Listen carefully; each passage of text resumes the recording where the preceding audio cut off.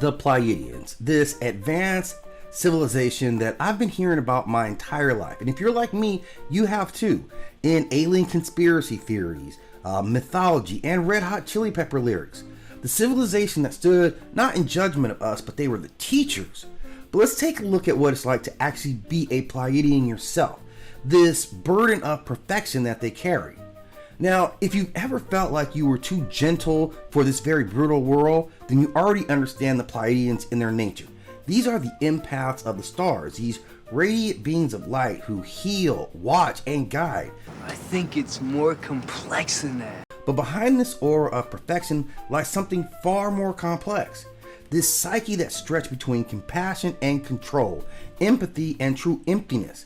So what's it like actually being a Pleiadian? Spoiler alert! Well, psychologically, the Pleiadian mind is built on an impossible deal.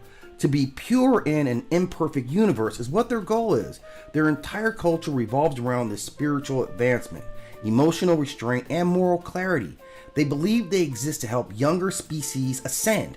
And that's where the first crack really appears in their mentality, because you see yourself as a savior. And that means that you see someone else as broken, just by definition. And it's that paradox that actually quietly eats at them. They want to heal humanity, but the healing is a hidden need. They need it to feel needed. The Pleiadian heart thrives on purpose. Without someone to save, that heart begins to wither.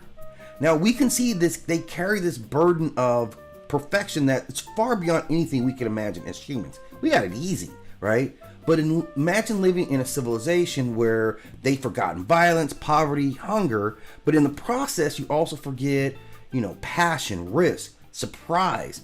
The Pleiadians conquered the darkness, but in doing so they sterilize their own soul. They can no longer experience a struggle, but only the echo of a struggle through others. So this perfection now becomes their prison. This kind of goes to mind about the Kemetic philosophy when they dealt with Set or chaos, that they understood he needed to be integrated. You still need that friction because that friction carries some of the chaos that we need for life. So while they conquered this so-called darkness, they put themselves in a real bind, not having a counter. So psychologically, they live under the weight of this superego, this moral voice that never stops whispering, be better, shine brighter, don't fail. Because they can't afford to fail. Failure would mean something that's human for them, like to experience that. And that's actually the thing that they're most terrified of. Now, being Pleiadian itself means a permanent emotional quarantine. They sense every single vibration in the universe, every thought, every pain, but they rarely get to actually feel it. This is the empathy of in its cosmic scale. It's intimacy, but it's very shallow. There's no real privacy in their collective consciousness.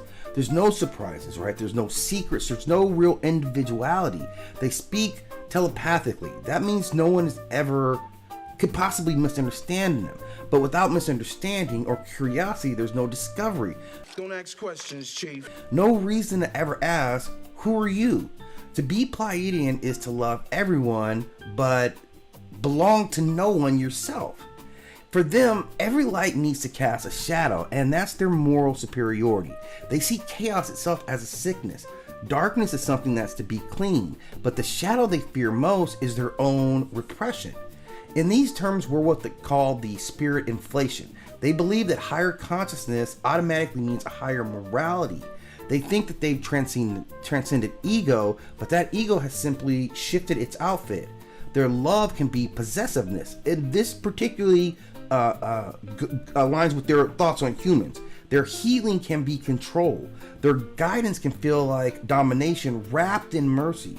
It's the mother complex of the cosmos. It's nurturing but smothering, and it's unable to let its children actually grow on their own, and it starts to be very destructive.